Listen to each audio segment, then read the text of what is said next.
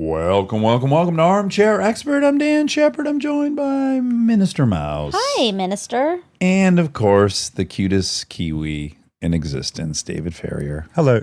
Just loitering today. Yeah, I'm just hanging out. I've got nothing on. Yeah, we did other stuff that involved you, but now you're just along for the ride. And what a short you're in. Have you been scoping his thighs throughout all this? These are very short shorts. I actually worried when I walked here in them. I was thinking, are these too short? Well, like you'll get cat calls? Yeah. Yeah. How would you respond to cat calls? Favorably? I'd just run away. You're very modest. You wouldn't like the go bright red. I wouldn't like it. If I was in those shorts and I started getting cat called, I'd stop and spin. I would look like Marilyn Monroe. I'd start posing. I want to apologize for the shortness of these shorts. It won't happen again. It's not just the shortness. Don't apologize for that. But the color is a lot. What color is this? Is this pink or purple or both? I would Indigo? call it Fuchsia? Fuchsia. I like the sound of that. Yeah. These are my fuchsia short shorts, and I wear them sometimes when I'm going for a nice walk. Oh, okay. Your junk must jiggle around a lot in those. It's very thin. It doesn't, as long as junk's in underwear, it's doing, I think, the same amount of jiggling, whether it's in a short or a pair of jeans. Well, but when you have a gene barrier between the jiggling and the that's world, it's harder to move. I haven't been thinking about it, but now when I walk next, I will think about it. You just and have I'll probably never be able to get rid of that thought. You just basically have a breath over your, it's just a thin airlock is what I you hadn't got. thought about any of this before. I'm going to post up down the street before you leave and just check out what's happening. As you stroll give down. me some feedback. I bet it's Bounce City. Wow. Okay. I don't like that. You know who would like that topic? A buddy of mine, Jesse Tyler Ferguson. Jesse, of course, a Tony Award-winning and 5-time Emmy-nominated actor that we all fell in love with on Modern Family. He's an Ice Age Collision Course, 8, Do Not Disturb, and he has a new podcast out on Spotify, Dingles, Gay Pride and Prejudice, which is a modern adaptation of Jane Austen's Pride and Prejudice. So it's acted out and it's written and it's really great. So please enjoy either Jesse Tyler Ferguson or David Ferrier prancing around in his thinnest of thin indigo slacks. He's an armchair expert. He's an armchair expert. He's an armchair expert. How are you? Jesse, hi. So good. Hi. Do you know we're old friends? You look so familiar. Yeah. You're old friends? Yeah, we are old friends. I would not expect you to know that, but I thought I would give you a pop out. Rachel Field is one of my dearest friends, and we were roommates for many years. Now that you've put yourself in context of Rachel Field, I absolutely remember you. Yeah, you had a Did you guys fuck? party? No, unfortunately. Unfortunately not. I wish. I know, me too. No, you had a party with your husband at a very fancy venue. Always fancy. You're very stylish. And Rachel brought me as her little +1, and it was so fun.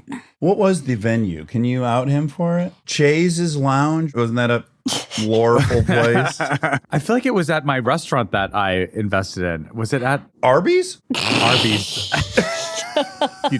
you dick.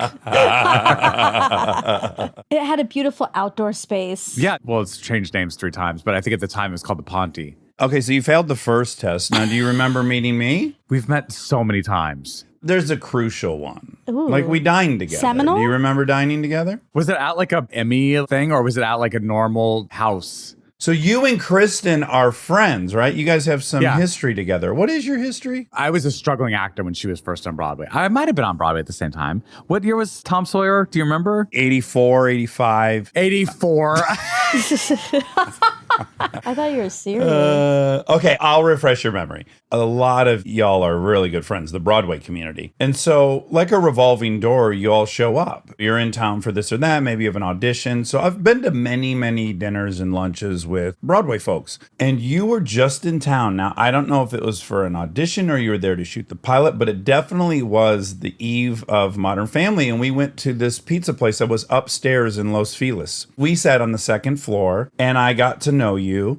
And maybe because you have red hair, it was memorable. But I remember, not that I'm a cynic, but it's another person out for a TV show. As that show became what it was, I just remember thinking, Oh, wonderful. That sweet boy. That sweet child. Yes. Fresh faced and Oh my optimistic. God. Okay. Do you remember eating with us at all? I do remember now eating with you. Broadway people have bad memories. You just have to excuse That's it. true. We do because we're always memorizing all of our scripts, So many scripts. Your rat-a-tats. our dance moves, and our monologues.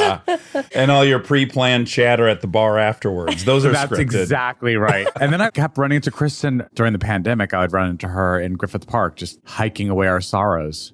Oh. Yeah, and then did she participate? You did something special to alleviate the suffering of the performers? Were you guys all saying something, or you did some kind of Zoomy thing? God, there were so many. The past 2 years, it was a lot of Zoomy things. Yeah, you guys got busy. We got real busy. Now listen, I would imagine that you'd have been overwhelmed by my physical stature at this pizza restaurant and thought, how'd this Broadway girl end up with this lug, this Philistine, this simpleton? And that it would have been memorable to you. But This Davy Crockett here we type. are. Oh, thank you. That was before you were a big boy, though. I was a medium-sized Before boy he was then. a small to medium. You were a twink, as we call it in the gay community. Yes, yes. Just genuinely, I liked you. To What's the not to point like? where I thought, can someone this kind make it in this business? I mean, if I'm being dead honest. Come on. For real. God, that's very sweet of you. I try to be a good guy. Have you had people reach out to you on social media? You were a horrible person to me at this party, or I met Dax Shepard once and he was this total asshole. That's happened to me on Twitter or Instagram, where people say that I was an awful person to them, and it destroys me in a way that really bothers me, that it destroys me so much. I work really hard to be a good person. And so when people having a bad experience around me, it really upsets me. Totally. But at the same time, in my 20 years of being on television, I've certainly been a dick on many days. I've been at the airport flying home to deal with my dad's cancer that I found out about 12 hours ago. So yeah, if that person bumped into me, yeah, I'm like a full-faceted person. You might catch me on a shitty day or a good day. And I agree, because it's like someone's painting with such a broad brush. I met this person for 30 seconds. Let me sum up their character in totality. 100%. What's the worst one? Can you think of one someone said? Like, he fucking shoved me.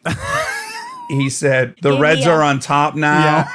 He knifed me. No, I once heard that I was difficult to work with. First of all, that's my real weak spot. But then I was thinking about, okay, what are the times in my career where I've actually voiced my opinion in a loud way because I felt like things were going wrong? There's a handful of situations. They usually happen in the theater, and it's usually with someone who doesn't really know what they're doing. I do remember once I was doing a workshop of a show, and I basically said to the director, "Can I see you in the hallway for a second?" Okay. Ooh, Yeah. Okay. Smack the shit out of him when you got Smack the shit out of him. We were putting too much on our plate. I was like, you need to simplify this. We're supposed to be doing this tomorrow. It's for the writers. We're just overcomplicating everything. And I mean, all the other actors were like, thank you so much for stopping this person from turning this into a complete shit show. But I do think I was like, okay, that's probably the person who said I was difficult to work with. Or it could have been James Burrows. Who knows? I don't know.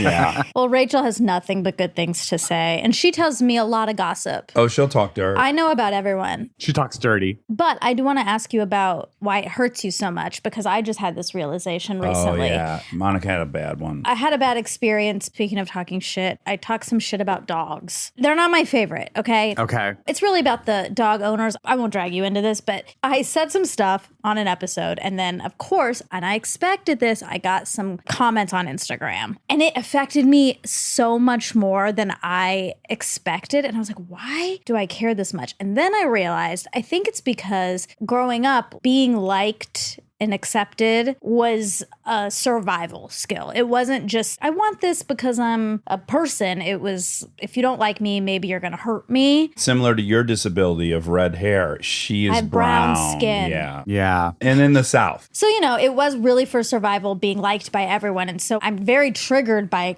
not being Rejected, liked. yeah. Do you think for you there's can any kind of relate? like childhood? I grew up closeted and gay in Albuquerque, New Mexico, and I feel like I was sort of that survival thing. I kind of wanted to disappear. Like, I didn't want people to notice me too much. I hated my bullies, obviously. The people who just left me alone were my favorite people. Just leave me alone. That's the best you can do. Now that I'm comfortable in my skin and people are criticizing me, I feel like it's bringing that unnecessary attention to me in a way. But also, I've made the bad choice of looking at message boards. Do you know about these Broadway chat message Oh boards? God, I can Oh. only They're imagine. the worst. Anyone who goes onto these boards, they're not going on, this is a great performance that this guy's giving. They're only going on to shit talk. And having never read them, my guess would be every person commenting wishes they were on Broadway. I don't know, maybe. Yeah, when you start with, I'm going to evaluate people who are doing the thing that I wish I was doing, and I'm Yeah. not a great foot to start on. No, I've made the mistake of looking at those boards and they really, really affect me. I had to basically block the website from my phone. I would just go on it, late at night when I'm feeling like, okay, I'm brave, I can handle it. And then it would just destroy me. I just think it's very human. It's very unsettling to think people hate you. There's a sense of justice for me that's triggered. You haven't even met me. I did read one. It even made it to like one of these page 6 things. It was big enough that people forwarded it to me. And it was like someone ran into me at a skate park under the Brooklyn Bridge. And I skated around and I ripped it up a bit. And then I smoked grass with his buddy and I was cool. So in general, it was like a positive thing. Now, I have not skated in 30 years. I'm also really known for being sober. So the fact that I'm blowing a doobie with somebody, and then it just leaves you with this very weird feeling of, was this sincere? Does that person think that was me? That could be the case. And then if that's the case, how often are people coming at me that's actually someone that looks like me they observed? I don't know. Also, the power of words, especially with social media now, things just go so far, so fast. And if they get traction like that, and all of a sudden it is something you're hearing about, that's insane. That's insane that someone could just say something, even if it's made up, and it's all of a sudden fact, and it's reality, and it's coming back to you. He butt chugged 3 beers, blew my boyfriend, did an awesome ollie kickflip over a gap.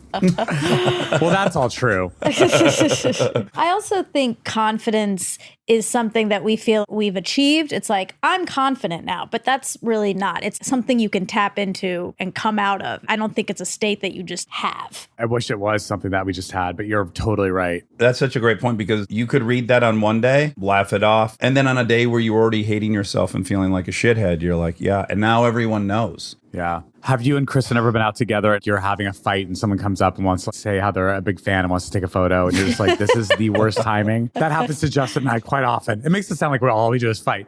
We don't, but there have been several times where it's like, this is not a good day in our relationship and we're really going through something. And I have to turn on this other persona. I'm like, they can see through this. And you're also confirming probably Justin's overall feeling that you're a fraud. So it's like you're fighting about something that you're a fraud about. And then you turn like a psychopath and you act nice. And he's like, that's what I'm talking about. That's what we're fighting about. You're a psychopath. You're a duplicitous fraud. Totally. Oh, this is a great curiosity of mine when 2 men have a child. There's kind of a well-worn path. It's a stereotype, but I'm going to use it anyways. Women have a certain reaction to having kids. We read this great book right before we had kids, Brain Rules for Babies, and it said, for the majority of relationships, your relationship will get worse having kids.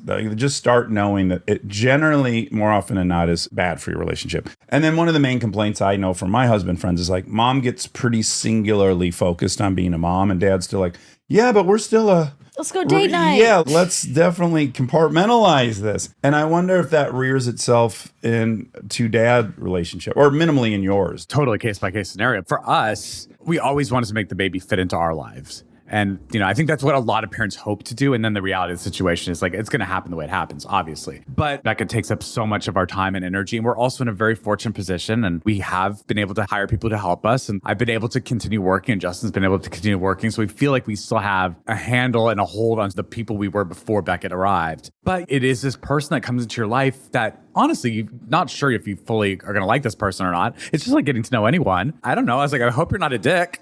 Yeah. But he's not. He's amazing and I love him. I don't think it's Pollyanna of me to say, but I find myself falling in love with Justin more watching him be a dad. And it's harder in the sense that like when I was, for example, doing this play on Broadway, like Justin stayed back in LA for 2 months while I was rehearsing the play to just sort of give me space. And it was also February in New York and no one wants to have a toddler in February in New York if they don't have to. I think there was a lot of resentment that I was, in his mind, off in New York doing my thing and living my life, and he was a stay-at-home dad. That was tricky. It was really tricky, but he communicated that with me. And of course, I was angry at him for communicating it with me because I was like, well, that just makes me feel guilty. But then like when he was holding it in, I was like, you're not telling me things. What are you upset about? And then he told me, he's like, well, that makes, it's like, I mean, it was a lose-lose. And then someone stops you on the street and asks for a picture. Yeah, exactly. And they got the wrong show. All the time. Family Guy. Family Guy. Ironically, Roseanne once. Oh my. And I was like, now how did we get here? I got that. I know what it is. Oh, It's Ted Ed, Bundy. Ed. It's Ed, not Ted Bundy. Jesus Christ. They confused Married with Children for Roseanne. Yep. Is that what it is? They were anchored into, yes, Al Bundy. That's my guess. Wow. Because where the fuck else bit does of that a come stretch. from? Oh my God. You know what I got the other day on the street? I think the guy was drunk, but he called me Tyler Perry. Oh, wonderful. Tyler Perry. Wow. I was like, I know where you got the Tyler from, but everything else is wrong. Tyler Jesse Perry. Jesse Tyler Moore. That's interesting. And yes, I relate to all those dynamics with the parenting. I'm actually a control freak. So if Kristen goes away to work, I'm like, okay, time for the scientist to prove all of his theorems. I bet I can get him on this schedule. So I'm almost like, yeah, keep going. It's great because I'm in my workshop with my theory that I'm a perfect father if left to my own. Wow. And how does that work out for you? Kristen comes back to like these robot children. Oh, they're great. They can make watches. I met your, I think, oldest daughter when they were hiking in Griffith Park, and she is very funny. Oh, thank you. The tall, lanky one, I imagine. Yes. She was like, Mother, who are these strangers? She was doing this like whole act. The little one doesn't hike because she's cool. Well, she doesn't do anything for longer than 12 minutes, I guess is the That's thing. true. I've taken her on many hikes and I've turned around on all of them. I just love her. Yeah, she's pretty great. What age did you move to Albuquerque? When I was one, born in Missoula, Montana, and then we moved to Albuquerque when I was very young. Okay. And then very young, you decided you want to be an actor. There was no theater program in my school. And so I asked my mom if I could join the children's community theater program. And so I started doing that when I was pretty young, 8 or 9. I went to Catholic schools my whole life, and they were just very focused on sports, and there was just nothing for me. I was an indoor kid. I did not want to play sports. In fact, my dad tried to get me to play soccer when I was a kid, and no one explained the rules of the game to me. They were just like, just go.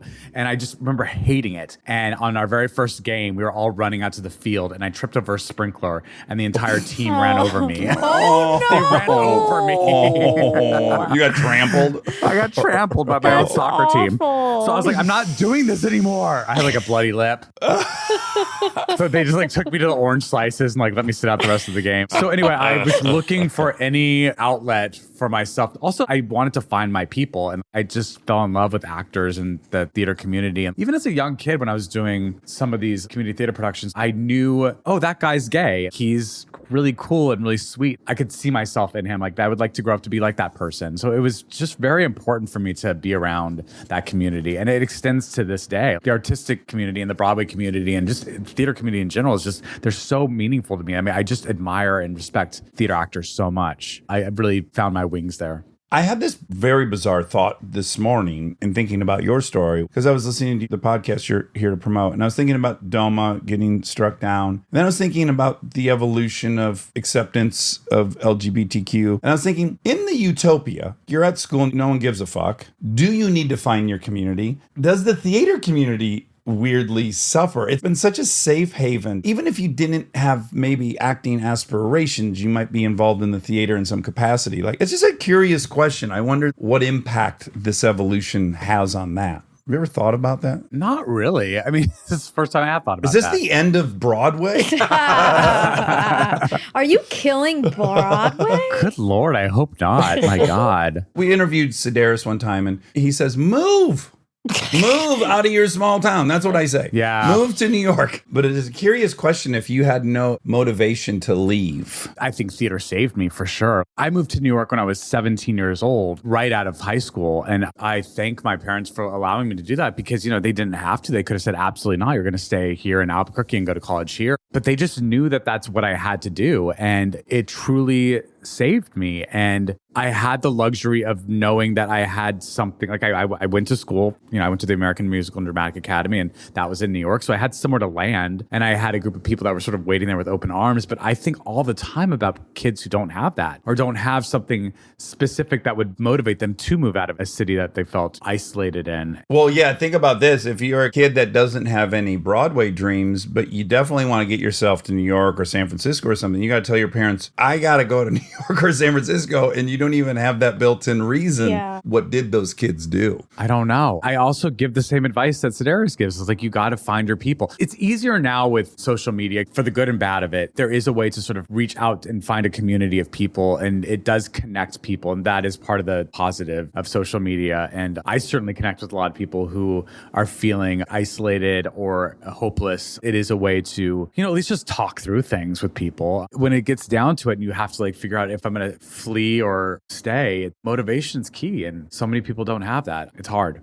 I have the same fears, just so you know, that when we finally get a handle on the in-home violence perpetuated by fathers, who's going to join motorcycle gangs? They might be gone. Oh, Yeah. that's really. And when fathers stick around like strip clubs, I don't know. Maybe they become Yeah. a thing of the past. Don't say that. I don't even. I don't want to live in a world without that. strip clubs and motorcycle gangs. I've never felt farther away from you than I do right now. You got yourself in, I would say, a play musical that no one would have bet on, Putnam County Spelling Bee. I can't imagine that thing was well funded. There were no stars. No, You get in this little rinky-dink production. it was. Yeah, and it takes the world by storm, and it gets nominated for 6 Tonys. That's relevant, I think, to your story, because it's happened 3 times for you, whether you want to admit it or not. Well, I have had a very fortunate career, but I will take you back though. When I was in Albuquerque and doing community theater, I was never given a speaking role. I was always in the ensemble. God bless the ensemble. We all need them. But I had no confidence about my ability to speak on stage. And my very first opportunity was given to me at the age of 21 when George C. Wolfe, who's a fantastic director, put me in his production of On the Town, which started at the Delacorte Theater and then moved to Broadway. But I was one of the 3 main sailors in On the Town, the part that Frank Sinatra played in the movie. And it was the first time I'd ever been even allowed to speak lines on stage. And so he gave me that confidence. And then after that, I did nothing until Spelling Bee. Well, I did little things here and there. It was a long time before Spelling Bee happened, and it did hit big, and it was a really exciting thing. But, there was a lot before that. I had to do a lot of work on myself to build my confidence up, just because no one ever gave me the wherewithal. When I was in school, there was different groups, and there was A, B, C, D, E, and F. The A group, you could just tell when you saw them and you heard them sing, they were the class that we believed in. And I was in group D. Oh, Jesus. Was it in descending order? Yes. Oh, my God. This is evil. This is evil. They would say oh, no, it doesn't mean anything. But you would look at these kids and you're come on. oh, it absolutely means things. Yeah. The name must A if it doesn't mean shit. Exactly. Oh, that would be a great social experiment. It would. To actually get call... the shittiest kids, Yeah. divide them and reverse. Truly. Yeah. I'm going to do that. Even in school, I was not given a lot of tools to build my confidence. So it took me kind of having to believe in myself and say, I'm going to just put myself out there. And obviously, opportunities were given to me in a really beautiful way. I agree with you so much. Mind you, I didn't go to acting school, so I don't really know that experience. But I was in the Groundlings, which is a very similar, at least I was on stage a lot. You can't study your way into being confident. You got to be either A, in front of an audience, or you got to be in front of cameras. Maybe once a generation, someone sidesteps that whole thing. But just to learn to be confident in front of either of those things is a practice. For sure. To have an 11-year run on Modern Family, what a great way to ramp up and figure your shit out. I got to do that every day for 11 years. I exited that experience a completely different person and artist than I was when I walked into it. Talk about confidence building. My God, that show really did a lot for me in that department. Yeah, so after Putnam County, I know you're on a show for a minute in between, but again, back to our forgettable pizza dinner. I'm not sitting there going, oh, this guy's probably on the next Seinfeld. Who would ever think that? Right. I'm sure you've been in the same situation where can I show you? I got a DVD of my pilot. And everyone's like, oh, God. Oh, Sure. Jesus Christ. Okay, Odds let's are- put it on. Let's put it on. All right, power through. It's just 30 minutes, whatever. It's not been mixed. It hasn't been color corrected yet. Yeah. Oh, good. It's going to look even shittier and sound shittier than the eventual shitty product. But I do remember my friends saying we watched it and we were not wanting to watch it. And when it stopped, they're like, oh my God, that's the next big thing. I was so confident about it. I just knew it was great. Yeah. Okay, should have also mentioned this. He'll be mad at me because he's an avid listener. I originally lived with Anthony Lombardo. Oh, no way. Yeah. Yes, and then moved on to Rachel. But when I lived with Anthony, he was a PA on that first season. That was his first job in the industry. And he was like, I think it's really good. And I was like, okay, sure. I guess we'll watch it. And I was like, it is really good. And the pilot was so The good. pilot was really strong. Yeah. Yeah. Did Burroughs direct it? No. I mentioned him before because I did The Class with him, which was a show I did before Modern Family. And I adore him. He's great. But Jason Weiner directed the pilot of Modern Family. It was sort of his first big thing. He directed a few other things, but it was a big opportunity. And that actually made me really nervous. He was a contemporary. He was like my age. And I was like, oh God, I don't know. We're giving this newbie a shot at this great script. It's going to ruin it. And he was great. A lot of pieces came together. You were projecting your fears about yourself. Yeah, Yeah. that's right. Yeah. Just an incredible run and a great show. 250 episodes I added up today. I love that you added it up. It's probably on Wikipedia. You really were like 24 this season, plus 26 this season, plus 22 this season. Well, I can tell you there's like 5-6 seasons that were 24, so I times those. Okay. And then I did add manually the 4 seasons that did 22, and then the last season at 18 that I added. He likes to do But math. no, listen, I went to the Modern Family page. It doesn't say that anywhere. Oh, interesting. Okay. It was en route to calculating your total earnings over time. So, did you ever watch Friday Night Lights? I did. But to your point, there were people that started on that show. That was their first time ever. And just given the safety of that format, the encouragement, they gave them a lot of ownership over it. People became incredible actors. Like, I don't think I've ever seen an arc of actual skill in a cast the way I did with that one. By the end, Taylor Kitsch was brilliant. And Jesse Plemons. Oh, Plemons. I mean, I love him. When life gives you Plemons. Make lemonade.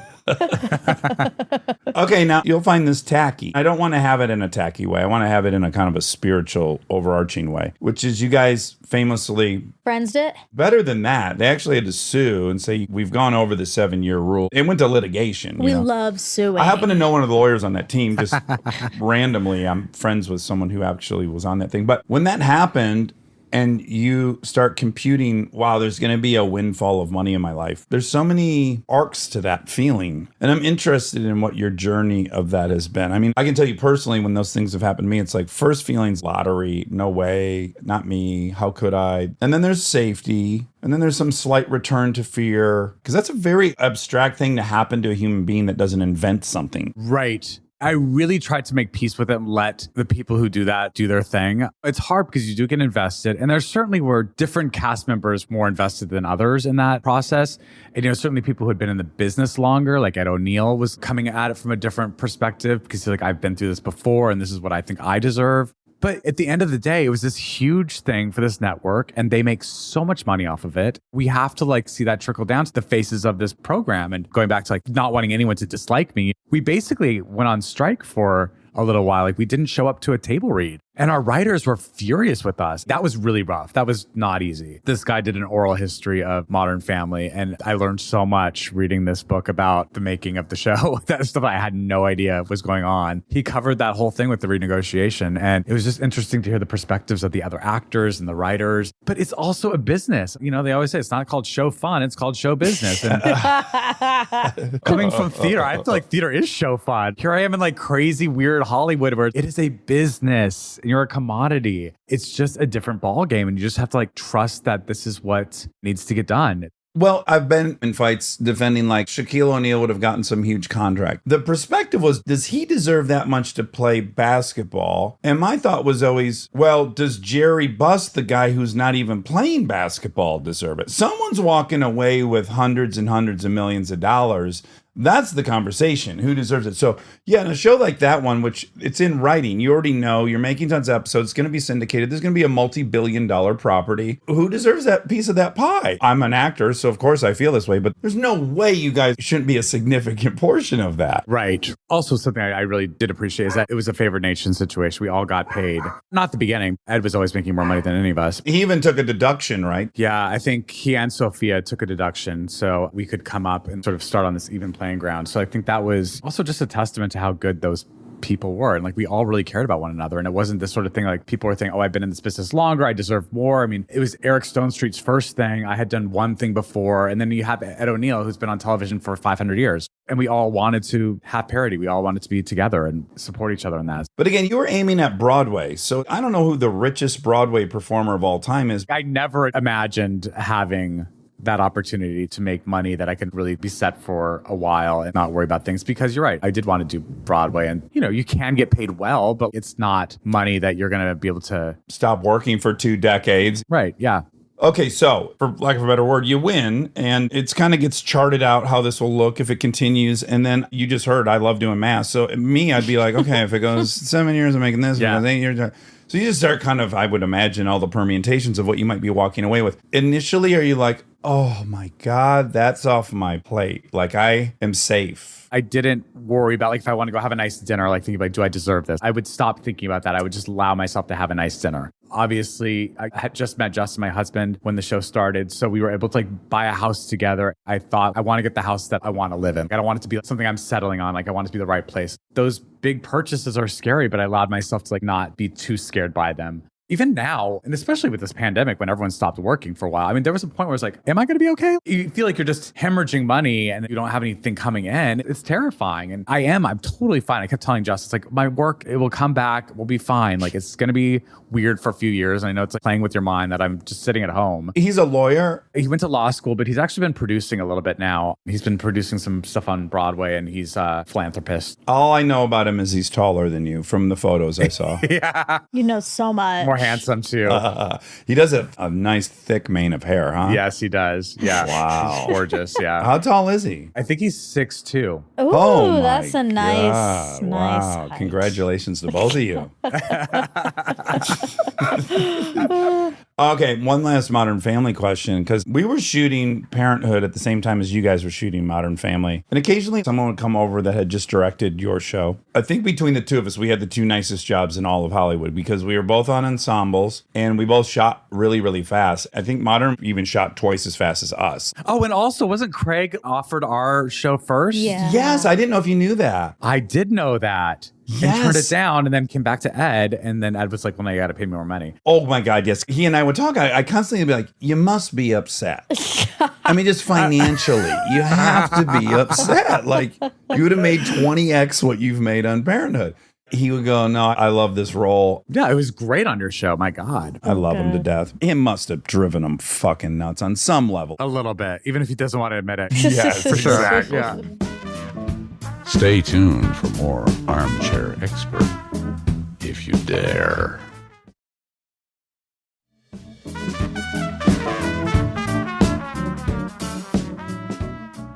But yeah, you guys had the nicest work schedule, at least rumored to. You'd get out at lunch all the time and stuff. I've had a very hard time returning to a normal television show. I've done it a couple times. It's very hard for me. And I just wonder, do you think you're permanently fucked having had 11 years on that show? It was a very cushy schedule on these rare days where I have to like one scene or something. And I would come in at 6:30 in the morning. I'd be camera ready by, 7:30 and I would shoot my scene and I would be driving home in morning rush hour traffic.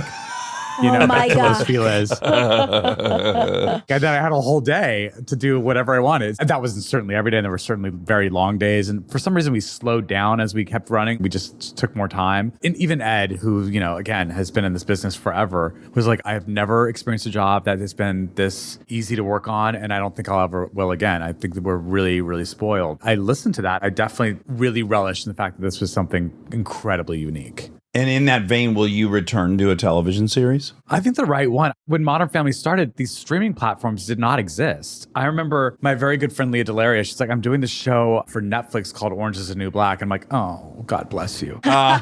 So what is that, a web series? Oh my God, Netflix, the DVD place but outside the 7-Eleven? Like, oh, Lord almighty. None of these platforms existed before Modern Family. So I'm so excited by them. All the stuff I really love is on these streaming platforms. I also love that we're not doing these 22, 24 episode seasons. Like the writers can really focus on great writing, and Fleabag was 6 episodes. And it's perfect. It's perfect. Perfect. It is. I mean, I want more, but yes. But that's the dream, because then you can be around Beckett, and then you got a new baby. A new baby coming in November. November. Oh, congratulations. Yeah, Yeah. thank you. Total surprise. Total surprise. We were not expecting it. An Yeah. accident. Yeah. Total accident. Yeah.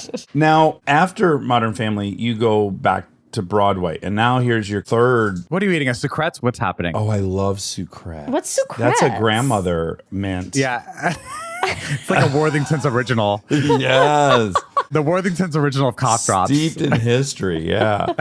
This is a nicotine mint. Oh, gotcha. Say it again. What was sucrets? Secrets. That's got to be a French word, right? It's S-U-C. Bonjour, secrets. Oh, bonjour. Oui, oui. You go back to Broadway and basically Putnam, you won your high school championship. And then fucking Modern Family's like 10 NBA titles. And then you go back to Broadway. I would say a risky endeavor. I'm going to parallel with once I got offered to do Fletch in a remake. Favorite movie, probably my favorite comedy. No way. Don't want to touch it. Yeah. Yeah. How do you do it better than he did it? And how would I not end up just inadvertently doing him? It would be impossible. Right. Oh, yeah. And these are things that you wrestled with. So Take Me Out is the play, and it had been out 20 years before, and it had been nominated for Tonys. And then the character you played, Mason Marzak, was also, I assume, nominated. And he won. Dennis O'Hara played the original part, won the Tony for Best Featured Actor in a Play. And I saw it 3 times, mostly because of his performance. When I was offered the role, I picked up the script. I hadn't read it in a while. And I can't remember what I had for breakfast yesterday, but his line readings came back to me. I was like, oh no, this is not good. How do I carve out my own version of this guy? And it was really hard and terrifying. And also, going back to the chat boards I shouldn't have read, I read people saying he's not as good as Dennis O'Hara. And I was like, of course I'm not. Like, hell, who's ever going to be as good as that? I never proclaimed to be. I didn't want to be. Yeah. But the play meant so much to me. And the writing is so superb. It's a gift to any actor who is lucky enough to say those words. And so I had to do it. And I'm also looking for things that scare me, especially after being on something that I was so secure in for 11 years. I showed up and I played basically a version of myself for 11 years. So I really wanted to get out of my comfort zone, and trying to figure out how to make this guy my own after someone really put their mark on it was the right challenge for me. So, and then I got a Tony Award for it. Yes. Oh my, he's almost an No, EGOT. well, he didn't. No, he got nominated 5 times, but he never won an Emmy. I'm a loser 5 times over. And that was also when I went into the Tonys. I was like, I have lost big awards many times. It's not going to be me again. This is going to be my career. I'm just going to always be nominated and never win. As a kid, I loved the Tony Awards. It meant so much to me. And to have it come from that community that I love so much, that really I feel like saved my life, was, you know, really impactful. Listen, I would love an Emmy Award someday, but like I cannot imagine that it would have the same impact on me that the Tonys did. Well, Yeah. it doesn't sound like you were ever dreaming of an Emmy. No, I never even thought I would ever be on TV. I dreamt of a Tony Award for sure. Yeah. Yeah. Oh, that's lovely. You picked the right one to win for you. Yeah. Did you ever have a vision board? No, Okay. no, too much work. Most winners don't have. That's I'm not true. teasing. I had I'm teasing. 2 vision boards. I pulled them out recently, and a lot of stuff is Monica has an Checked Emmy. off. Monica has an Emmy. She's the only one here that's got an I do Emmy, so have she can one. speak Look at on you, it. Creative arts. Monica. All right. Julie Bowen, her son broke her Emmy. She has 2 Emmys. Her son broke the Emmy, and so the ball part that the Emmy's holding snapped off. And it was sort of just hanging on the wings for a while. And then her wrap present to me at the end of the series, she gave me her ball. And she was like, I feel like you should have gotten one of these. It was really sweet. So I have a piece of an Emmy. I love Julie. And then she asked for it back after I got the Tony. She's like, well, now can I have my ball back? Okay, similar to the Ed O'Neill, Craig T. Nelson thing, Hayes was going to play this role. Sean Hayes, originally. Yours? Not on Modern Family, but in Take Me Out, yeah. Oh, got it. Also on Modern Family. Let's just start that rumor. I will tell you who the prototype was for my character. That was Tony Hale. Oh, Modern Family. he would have been so much better. He is so good. I set him up for it. I heard it coming from a mile away. Yeah. See, this is the This is kind of. because of the pizza party. It He's is. really butthurt. One of the Emmys that I did not win went to Tony Hale. Of course it did. They all should go to Tony We have Hale. a special. I hate you. See, this is why I remember Jesse from that pizza thing. Is we have a fun, playful Sure. banter. Tony is especially nice, as you Oh probably my know. God, he's such a great guy. Yeah, we're gonna find out he killed somebody soon enough. I bet. I'd still stand behind him. Yeah. Okay, so back to Sean Hayes. So he was originally going to do this, and then maybe scheduling or whatever happened. I think it was a scheduling thing, because when they offered me the part, I knew that he had been workshopping it, and I said, "Oh no, that role's already been offered." I like argued with my agent when they gave me the offer. I was like, yeah. "No, that's already been cast." That's because you wanted to take the home makeover offer, because you got him on the same day, right? That's right. The day I was offered to be the new host of Extreme Makeover Home Edition that HGTV did a reboot of, I got the offer to do Take Me Out. When they told me about the HGTV thing, I was like, I'm an actor. I don't want to be seen as a reality show person, but this show's really great. It gives back to the community. And I would love to do it, but at the same time, I don't want to be seen as, oh, now he's doing reality TV. That's where I'm at. Is that where you're at? Yeah, I've done a lot of hosting now, but who cares? I do feel like now we can kind of relax a little bit. And I feel like there's space in this industry for people to do multiple things. I'm very good friends with Liz Banks, and she's hosting game shows. Alec Baldwin, Jamie Foxx. Exactly. We're not as good as those people. What are we worried about? But yeah, I got those 2 offers on the same day. So it's like the universe was telling me to calm down a little bit. And you and Hayes are friends, right? Yeah. Is he furious that role ended up winning? I haven't talked to him since I won the Tony. I hope it burns him up. I hope it burns him up so much. I want to Yeah. talk to him about it. I'm going to actually reach out to him after this. Just send him a picture of you holding it. I know. In case you didn't see things that happened to me last week. What about you? But he's workshopping a new show that he started at the Goodman in Chicago, and that's moving into New York next year. And I heard he's fantastic in it. So, who knows? It could be him next year. Okay. Well, maybe he'll get sick and you can take over his role. Yeah. Can you imagine? Humans get sick. I don't know. We're not wishing ill on Sean Hayes. Okay. No, I love Sean. It's the same way I love Jesse. That's why it's fun to be able to razzmatazz. Razzle. I had no idea this whole thing until learning about you today, but there's nudity in this play, and some assholes filmed it and fucking released it. As a and on the sex tape, same kind day as their Tony noms came out. That's right. Yeah. Who was nude? No. Everyone? Most of the cast is nude, but the stuff that was leaked on the internet was Jesse Williams and his sin partner, Michael Oberholzer, a shower scene fully exposed. Yeah, it was really unfortunate. Now, what you did to support them was you had a very well-worded, well-written tweet about it. But I would argue what you should have done is posted some dick pics. Like if you really wanted to have some solidarity. Me too. Yeah. I'm over here too. This is me in my backyard doing lines. Yeah. Naked. Working on my line. What was the tweet? Oh, I didn't write the tweet down, but it was Oh. basically like, this is a really special, safe place. It has been for millennia, and you just ruined it. So go fuck yourselves. Basically, because of the nudity, we hired the people who did the Yonder pouches. There's those pouches that you put your phone in and you unlock it at the end of the show. So we were going to extra steps to really make sure that this would not happen and the actors felt safe. It still happens. So obviously someone had some sort of spy gear or, a second camera. I don't know. I should hope that person feels really shitty. I'm sure they sold it for a lot of money. $6,000. What did those even go for? How much could it go for? That's what I want to know. Not Modern Family money. I'll tell you that right now. No, you're right. It's a double whammy. A, they violated a bunch of beautiful people putting themselves out there. And then on top of it, they had a price. And it was probably not even a fucking retirement price. What a weird thing to go to such lengths to do. Well, and then also the audiences sort of changed a little bit after that. You could tell that there were people who came because of that. On certain days, it's sort of like, oh my God, is there a bachelorette party here right now? Like, that's what it sort of felt like. Oh, wow. And I kept thinking, I was like, they're going to be so wildly bored with this 2.5 hour play that has big thoughts and ideas and incredible language for this like 3-minute shower scene. Yeah. But God bless them, whatever. Personally, because I'm a exhibitionist pervert, if I knew a bridal shower came to watch me nude, I'd be so pumped. Personally. I'm just keeping it for myself. I'm not saying anyone should have felt that way. I'd be in my shower scene, I'd be looking at, oh my God, are those girls all wearing those weird tiaras and they're all dressed in the same t-shirt? I know they ain't here to learn about the first openly gay baseball player. They're here to see my dick. Yeah. I think that's why you haven't won a Tony. Among Your many priorities reasons. are Yeah. not. Right there. I gotta pitch you something. I'm gonna, and anyone that works at a studio, this is a public pitch. This is open source coding. You know what I think you should do? What's that? A, do you like when people say this, or do you hate it? Because generally it comes from your family. It always makes me nervous, but finish your thought. Because you said you like to scare yourself. I think you should play John Wilkes Booth. Oh, he's being released from prison.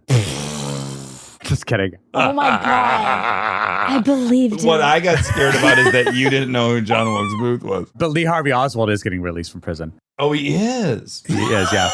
Pitch me John Wilkes Booth. But as you know, John Wilkes Booth was the most famous actor of the day. He was a stage performer. There's this great book about the 2 weeks after he shoots Lincoln, where he's on the run. I love this. It's a really great book. And he's like hid out in this barn and he's been shot and all this stuff. I saw Assassins. Oh, wait, has there already been a play? There's a musical called Assassins, yeah. Sina Oh. Sondheim wrote it. It focuses very little on that, but there is a piece of him in the barn, yeah. Okay. The other interesting thing people might not know about John Wilkes Booth, he was Brad Pitt of that day. He was like very famous actor. I actually didn't know that. That's crazy. Yeah, and he was able to get in and out of the theater easily because everyone knew him and he knew the stage really well and he knew everything about it. It's just meta enough. Ooh. I like this. Okay. I'll think of the name of the book and the fact check is great. Maybe he was not the Brad Pitt. Maybe he was the Jesse Tyler Ferguson of back then. Okay. Or maybe the Tyler Perry. I gotta be honest, he was he was more the Brad Pitt, George Clooney though. If he was really the Brad Pitt, they're just going to get Brad Pitt. I No, kind of thought they're- that too. when They're you not said gonna. that. Because you and I just pitched this. If the project's ever made without you as John Wilkes Booth. But you look just dangerous enough for me, which I like. I like that you see that in me. Yes, I do. I do. There's only shut that fucking dog You know up. how I feel about dogs.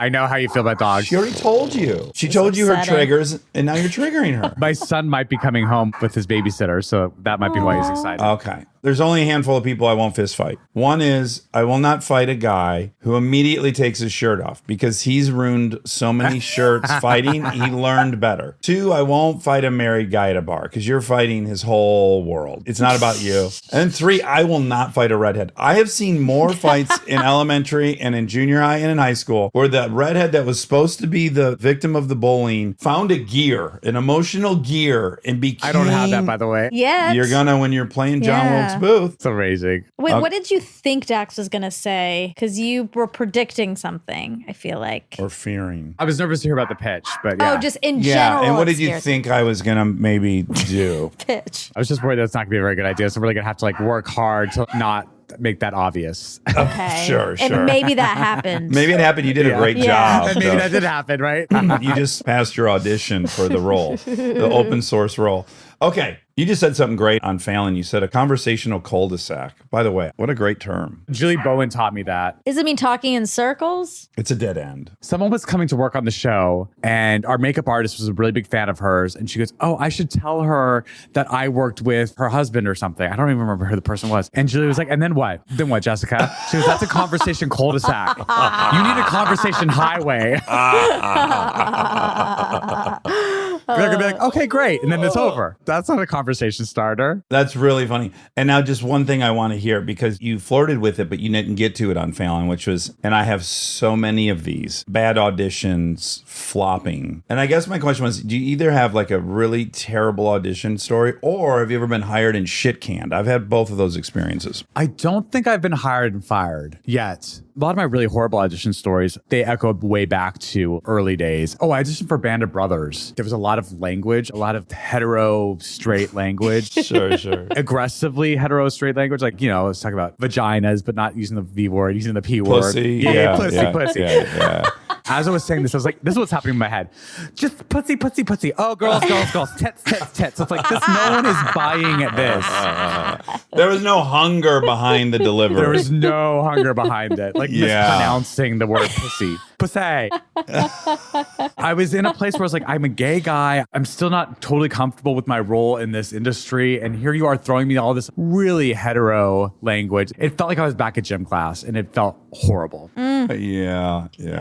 Have you ever stopped mid-audition and just pulled the plug? I did it once. I did it in an audition for Cats. There was a regional theater production of Cats. I'm not a dancer. And I remember learning this routine and just taking myself one line back until I was like right by the door. And then I slipped out and I never came back. Yeah. Okay, good. Yeah. When they made the first Fabulous Four or whatever that superhero movie was, I auditioned for that. And they had the audacity to not release the script. It was too precious of a script. So then the script sides I had were full of all this intergalactic jargon, totally made up words. I'm dyslexic. I could barely read the words, much less repeat them. And I got about 12 lines into 40 in a monologue. I was like, the Zeropactic sector of the Adrominus region is and dude, I just stopped midway there and I go, gang, thanks so much. Yeah. Sorry it didn't work out. And then I just bailed. I was like, there's not a fucking chance in hell they're even going to let me go again. I was just stumbling my way through the sides trying to pronounce all these words with Z's and X's. I think Chris Evans got it. And he was a brilliant. literal nightmare. Like I've had that nightmare Yes, before of like yes. showing up to audition and just not being able to say words. Jesus, it's terrible. Okay, now the reason you're here. Well, to talk to us. God, I'm feeling protective. That was my intro. Okay, so now you know who Jesse is. This is a very interesting thing. This is a narrative on Spotify. It's a podcast, but it's a story. It's called Gay Pride and Prejudice. And how did you come to be involved in this? I can't imagine you were out looking for a narrative podcast to be a part of. No, but the writer, Zachary Grady, here's my son coming in.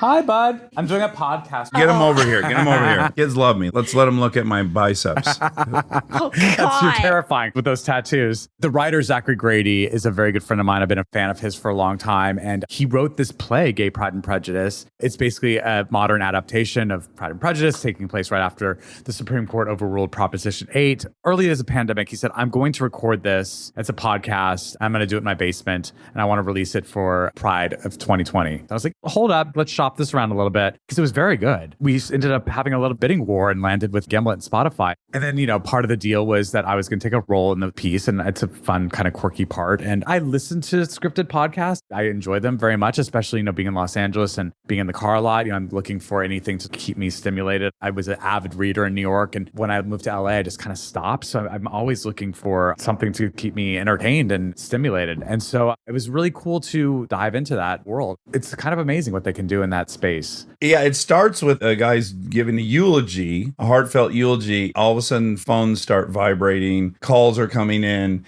and it's been announced that Doma was struck down. I kind of underestimated what an insane bacchanalia that day was. Oh, it was insane. It was absolute insanity. It was one of those great moments in history. I have the front page of the New York Times framed from that day. Also, Justin and I worked really heavily in marriage equality, and we had a foundation that strictly revolved around raising funds for people in the trenches fighting for marriage equality. So obviously, being gay and wanting to get married ourselves, it was something that was very near and dear to our hearts. But I was talking to policymakers. We were going to the sort of swing states for that policy and talking to the people that were making these decisions and showing our face like we represent people who want to be married and we deserve the same rights as everyone. And when it passed, it just was very, very meaningful. Being on Modern Family at the time, that show lived in the world that we are in. They always wanted Mitch and Cam to be married, but they weren't going to do it until it was legal. So the writers were calling Justin, who was working very closely on the Proposition 8 case, and saying, do you think this is going to happen? Do you think it's going to pass? Because we really want to break these stories for Modern Family. Justin was like, I think it's going to happen. And he was working for the agency that was funding the Proposition 8 case. And so he was actually at the Supreme Court celebrating when I was filming the episode of Modern Family where my character sees that marriage has passed. On the computer screen were images of that day, and Justin was in one of the clips. Completely by accident. I was like, wow, this is really amazing. As I'm filming this TV show, I'm seeing my husband. It was wild. It was really special. And it's really rare to get a victory in any of this. Yeah. And I mean, look, here we are. We're in a much different place. Things are not going great for a lot of civil rights right now. It's a horrible war on women. That thing, you take a few steps forward and then it's several steps back. And all the activists who I admire and look up to always tell me that this is going to happen and that nothing comes for free and you can't rest on the achievements that you've won. Like you have to continue to fight for them. So here we are. We're still fighting. Yeah, Kristen and I got to have dinner one night with Ted Olson, the lawyer that was a part of that. I'm sure you've met him. Yeah.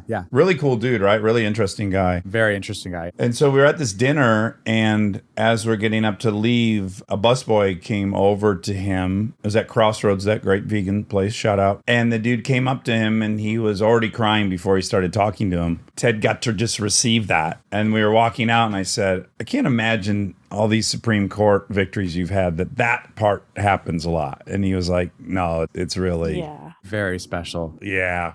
That was really cool to witness. And this busboy knew the lead counsel on that. Says how important it is. Like, you might have a cause or something you care about, but to be that into it, to be able to recognize this guy who's not famous, it just said a ton. It's like, your this is the most... happiness and future depends on that person. Yeah. It's a different thing. Absolutely. What was it like when you would go to those purple states, I guess, and try to appeal to humanity? What is their reaction to your face? Always, we support you. We also represent the entire state. It's always more complex than we think it is. It's like, I know what you're fighting up against. I know what it is. It's not that complex.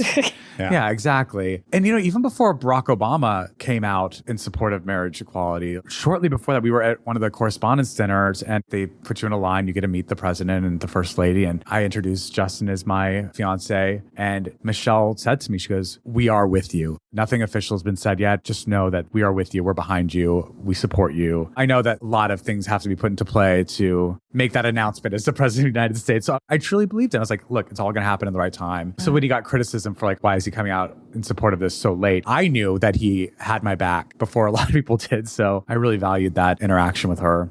Jesse, Yeah. Jesse, Oh boy. Michelle, and Sasha, Malia, and I, privately in our home, we want to be at that wedding.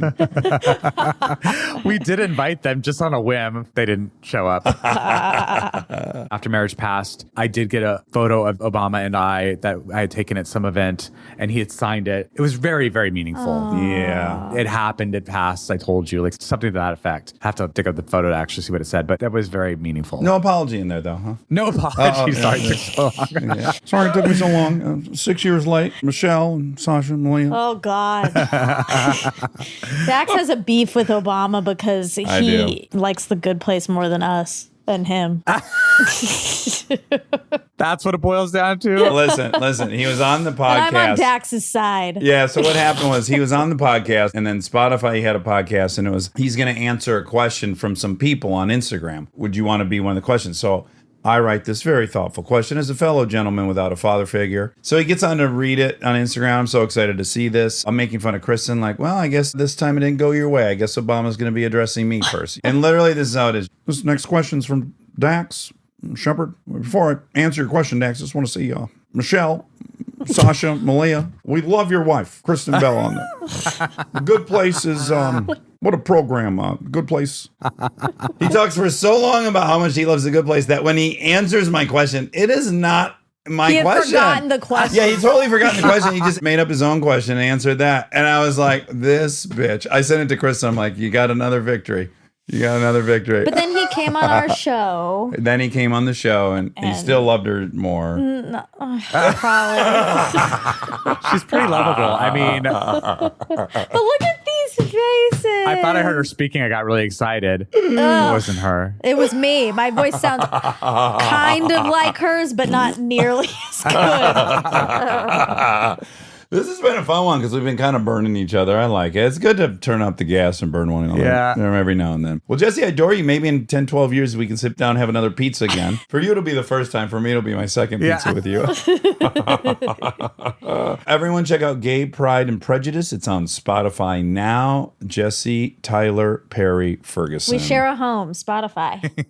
Yeah. We adore you. Thanks for having me. You guys have a very, very healthy platform, so this means a lot to me that you asked me to do this. Oh, We're it's happy. our to. honor. Yeah. Makes me feel fancy knowing that I was on the same podcast as Obama. Come on. Even more important, Kristen Bell. She was on it too. How'd you get her? She says no to everything. So much fun, Jesse. Take care. Good luck with Gay Pride and Prejudice. And your we new adore you. baby. And your new baby. Thank you. Thank you, Monica. And Thank whatever you. your next fucking home run is, you son of a bitch. You son of a bitch. By the way, if you ever pick a fight with me, I'm going to cower in a corner. Know that I'm easily knocked down. No, you have the double whammy. You're married and redhead. I'm out. Yeah, okay. All right. Bye, brother. Bye. All right, bye. Stay tuned for more Armchair Expert, if you dare. And now my favorite part of the show, the fact check with my soulmate, Monica Padman.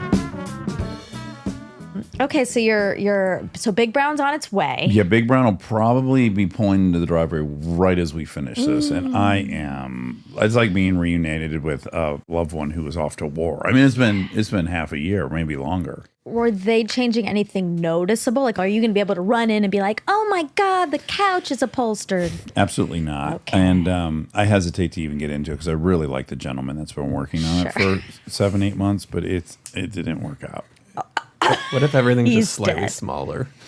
It comes back, it's a 32-foot gas-operated front engine. We tried to upgrade to lithium-ion batteries, which are like, in a Tesla or Kristen's Bolt. Those last a ton longer than gel or lead batteries, Yeah. which is what the bus currently ran on. it appears that they're not really there yet to bridge the gap between the batteries and all the different electronic systems that run the self-charging, turning on the generator. But so this poor man has been in a problem-solving box for so many months. And I said, brother, I love you. We got to leave. Yeah. So we had to go back to Got it. gel batteries, which he purchased and put in, all with, okay, it's going to work out. You're going to have the bus by Thursday to pack. And then it won't go into drive. The air suspension is now broken. All this, got to give a huge shout out to 4Travel. Tile, my dude at 4Travel. I sent a vulnerable text like, I'm so afraid I'm going to tell my family we're not going on this trip anymore. Can you pull out all the stops to help my mechanic? That all happened. Bus is back on the road and it's getting here. Yeah, so it's been a long, twisty road. Seriously. Long, twisty road. Again, I love my mechanic. I feel terrible for him that it's been this big of a struggle. Well, what happened is you gave him a challenge that was exciting. But Can I be honest? I didn't even give him the challenge. This guy's so wonderful. He was just doing a service on the bus. He was doing the engine and oil filters and air filters. And he said, you should, if you want, you could upgrade to the lithium batteries. It would last 8 times as long. The generator wouldn't run as much. And I was like, yes, that sounds like heaven. He was being proactive. Yeah. He thought it was giving you a gift. He was. Yeah. He was. Yeah. Yeah. And then it didn't pan out. No. Yeah. And then we're now Then back. you almost missed your trip. But, whatever. Okay. Everything, yeah. Okay. Here we go. Well, it's almost here, and it's very exciting. I just imagine he's going to, like I saw him when he picked up the bus 7 months ago or 8 months ago. I mean, a long time ago. Yeah. And he looked healthy. I'm forecasting he's going to step out of the bus like down 100 pounds, half his hair falling out. It's like stress, Obama. bloodshot eyes. Pre and post presidency. Perfect analogy. Yeah, he'll look like a 2-term president. Oh my god. Oh my god. Well, I'm excited for you. That's a big, exciting day. It is. It is. It is. That is like when I have pants arriving. Yes. Now imagine though that you had been on the phone with the manufacturer of the pants, the distributor of the pants, the transportation of the pants. They were wronged a dozen times throughout the 8 months. Sure. I mean, you'd really be pumped to get them pants. I could see myself doing that for pants as well. Absolutely. Special You did pants. you did more than that for a bow tie or whatever. Well, a belt. suspenders. Suspenders. Okay. Suspenders. I almost guessed a bolo tie, but you don't wear those. No, yet. but I know why you thought that, because Charlie has a Prada bolo tie. That might have been the I think you were conflation. making a connection there. Yeah. We have a picture of him in his bolo tie, me and my suspenders. There we go. And bolo tie suspenders, those are both things I associate with men. Sure. That's Yeah. what's fun about my suspenders. Absolutely. Now, I did see in a couple nudie magazines when I was younger, occasionally a gal would wear suspenders like on the cover to cover up the areolas. Right. And so I do have a little bit of that association too, which is And then, fun. are they connected to the thong? Usually like a Or pubic hair? and I don't know if I'm making this up, but in my memory, it's generally like a schoolgirl skirt. What do you Right. call those kind of skirts? Yeah, a uniform. Uniform skirt with some suspendies over the areolas. Okay. Yeah. That magazine's flying off the shelves. I know it in my head. I know that image. So, yeah. Have I ever told you my weird experience with dirty magazines?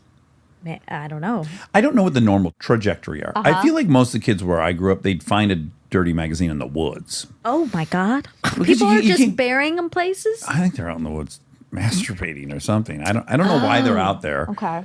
Because you're looking at them in private. Maybe some other kid too has his stashes in the woods. Oh my You God. can't have them in the house because your mom's cleaning your room. It's like those, what are they called? Libraries on the street. They're just like a box, and people put books in, they take books out. Honor system. Honor system. And this Yeah. is like what boys do for each other. They bury porn. I guess so.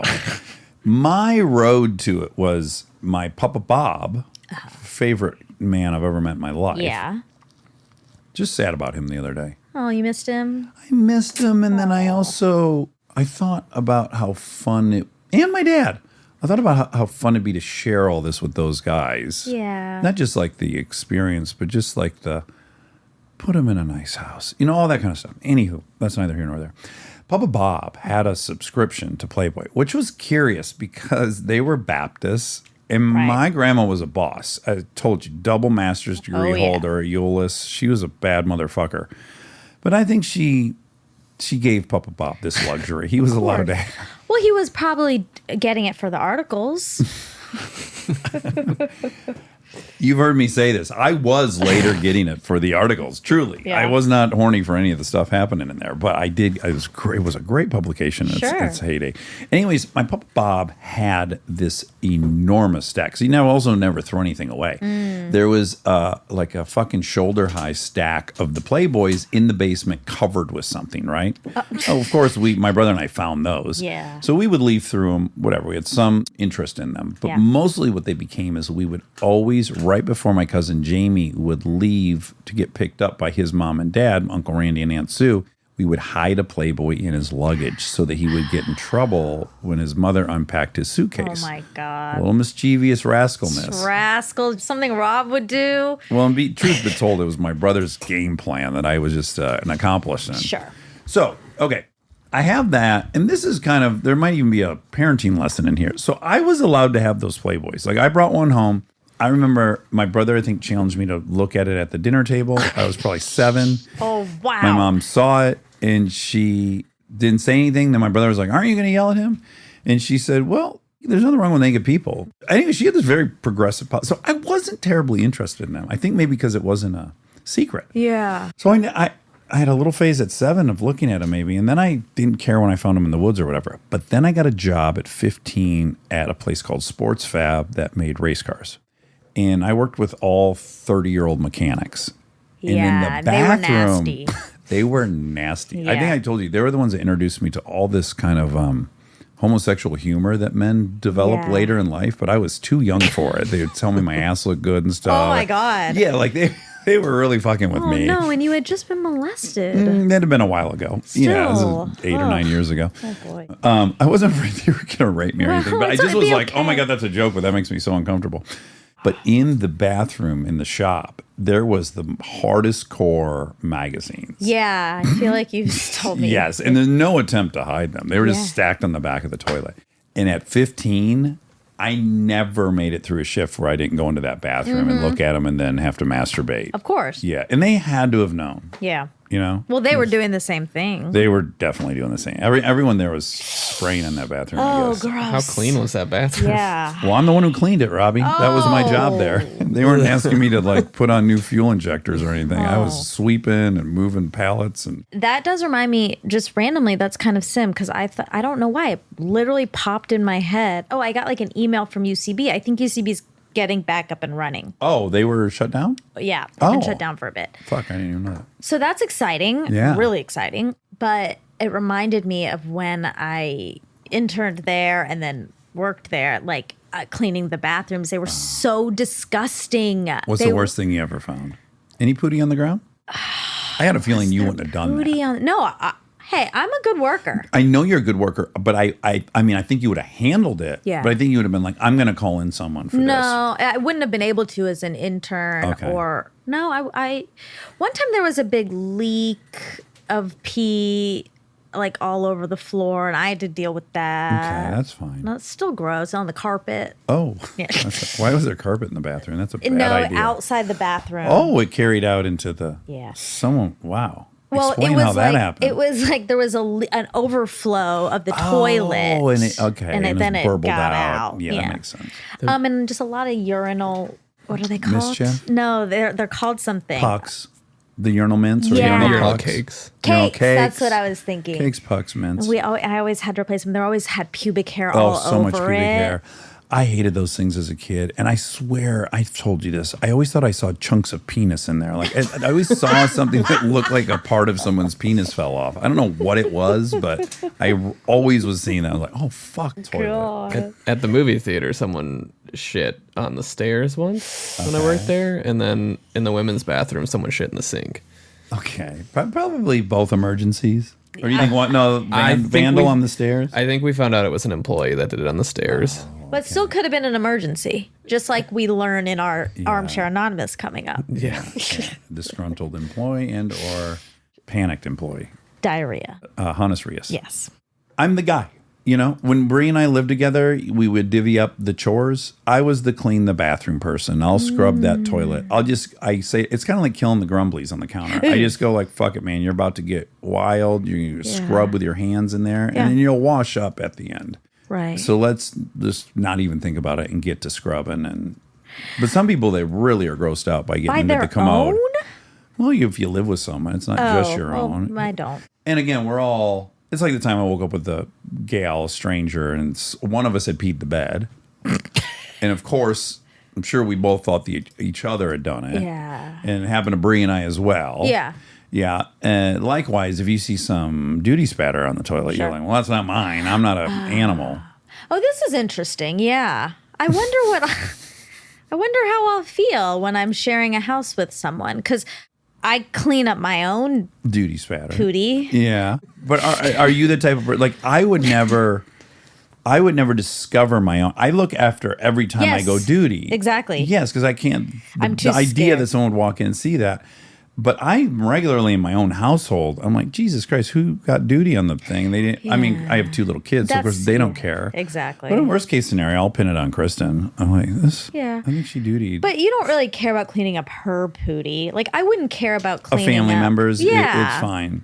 There's an ascending order or descending order. It's like your kids, you signed up for that. Right. You don't explicitly sign up for that with a partner. You do it because you love them True. and you don't want to shame them, but it's a different I might category. find it to be fun. Oh, like, look what he left me. Little treats. Little naughty little boy. This naughty little rascal. We'll have to see. His duties everywhere. Oh my Mischievous. gosh. Speaking of, we have to declare our prompts for September. Okay, so the first prompt will be, tell us about a time that you got caught masturbating in an inappropriate place. Yep. Okay. Number 2 would be, tell us about a time you fought a wild animal. And my fingers are crossed for this. Just anecdotally, all the people in my life I've met, I only know like Nate fought a rattlesnake once. Yeah. Maybe we'll even call him. That's a good story. Yeah. But that's so rare. I know. I'm It's excited. like meeting someone from Iceland.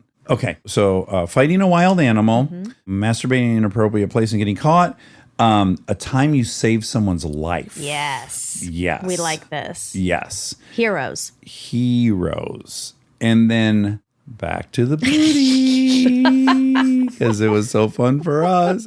Okay, so a time that you had a duty problem, Hannes Rios or something, on a date. Yep. Oh, that's stressful. Just saying that sentence is so stressful. I mean, workplace was the most stressful stories I've ever heard in my life. It was really scary. Yeah. And I got to imagine these are going to be right up there with that. Yeah, and I hope, you can think outside the box. I mean, don't think up a story outside the box, but it doesn't just have to be diarrhea. Like, we have a friend, I won't say who, a female friend, who had a story where she was like on a vacation with In a Mexico, boyfriend. I want to say the plumbing wasn't ideal. Exactly. And it was like early into their relationship, and he had like stepped out to get coffee, and she was like, now's my time. Yeah. She went, she pooped, no flushing. Was it that or just a straight clog of the toilet? Maybe it was no flushing. Regardless. I don't know. The poop was there. She had to dispose of it. Yeah, she had to gather it up in her Yeah. hands, put it in a bag, and get There's another great one I heard. This is like definitely third hand. I don't think I know the person individually, but they had gone on a date with a girl in New York, and they went to the Central Park, and he realized, oh my God, I'm going to shit my pants. So he acted like he had to go do a thing. He went in, or maybe even that's what it was. He got loose in his shorts, and he had to like cuff the bottom and quickly make up an emergency to leave. in Central Park. In Central Oh my Park, like God. my brother needs me or whatever it was. Went home, dealt with it, and was like, okay, now I want to resume this date. Basically called her. Oh my God, that's over? Can I come over? Went over, sat down on her couch, and then stood up maybe to do something. And she said, oh no, what's on your pants? He looks at his pants. He has fucking poop on his pants. my He's God. like, oh my God. Oh my God, no, I didn't get it all. Somehow it's on this outfit. Blah, blah. And she immediately goes like, oh my God, I'm so embarrassed. I think you sat on my cat. Sometimes poops on the... It had just been an animal's poop, but he was about to lose his marbles. Oh, wait, but do you think it was a cat poop, or do you think she just, like, it all Filled worked in the out for him? blanks. Yeah. Yep. Or she pooped and gotten on him. Who knows who pooped? She pooped and then Someone blamed it on pooped. the cat. He thought it was him. Yeah. Oh, there's so many. Even another friend of ours Yeah. farted in the car on a date, and then there's poop on the car. Yeah, it went through the slacks into the brand new seats of the Not leather. no not leather Oh, seat. that was a rough one. On a car, being driven home from a That- sexual encounter. Ooh, Is rough. Okay, so there's lots here. there's lots here. That'll yeah, be fun. Yeah. Oh, quick update that no one will care about, especially in lieu of that enticing stuff. There's something happening with the crows in my yard, and it's awesome. This is my guess at what's going on. My yard's flooded with them right now, and bigger ones than normal. And they've taken residence in my oak tree. Generally, they live in 2 other trees. They're in the oak tree right now, The landmark. the landmark. And I was yesterday on the deck meditating. I heard all this yelling, right? Oh. And when I came out of my meditation, I started looking in the sky, and they were flying in pairs. There's 2. I don't know if they're dudes or not. This is my assumption. Pair of 2 birds, dudes, another pair of 2 dudes, and they kept fighting in the air. I'm assuming some female crow is in heat or however that works, and that there's breedings on the table right now. And we've got these kind of like brother pairs of crows that are battling it out for who's going to procreate. That's what I think's happening. And they fly from tree to tree, and then they get in the air and they collide, and then they kind of twirl, and then they go back and they pair back up, and then they it's like a nature show. It's like fighter pilots. Because they have a Top Gun Maverick. wingman. Yeah. Yeah, big time. On their 6, That's on their 3. great. And I had a little moment check with my ego, probably because I had just finished meditating and I was in a better place spiritually. Yeah. I was watching them and I was like, why do you have to be friends with one? Why can't you just enjoy this incredible opportunity and privilege that you get to watch these crows? You're obsessed with crows. Are you just obsessed with becoming friends with one? Or are you obsessed with them and how beautiful and smart and creative and resourceful they are? And the best part of me thinks it's the latter. So I gotta let go of this thing that I gotta befriend one. I just have to enjoy them. What a bounty I have. I'm so lucky. That's nice and healthy. You could do both. You could enjoy them and appreciate them. And if one wants to be your friend, that's great. That's a bonus, but I think I have been viewing it as a failure on my part every time I'm around. I'm like, I just can't, because I was doing my crow call while they were yelling back and forth at each other in the trees. I was getting in on it, as I do. I don't know why I think that's going to Can you do it? Deer. All right.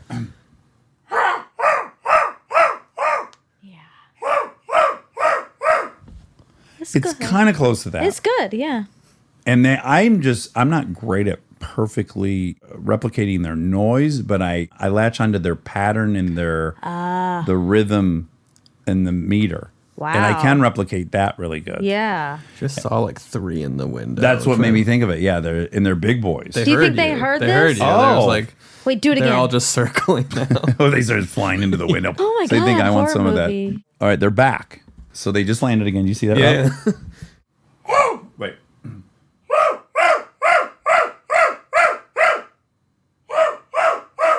Did they come? One's moving his Can't head. see. I saw one fly by. That's probably not. Anyways, I'm defeating the whole point I was making. See, now I'm trying Now to you like wanna be be brethren with them. friends, Yeah. yeah. But anyways, I was in the middle of that, and then it kind of taints my enjoyment of them because I'm failing. Like I've put out the wrong food. I've put the food fucking everywhere around here. They don't want my food, and then I Is it feel like a sloppy failure. Joe?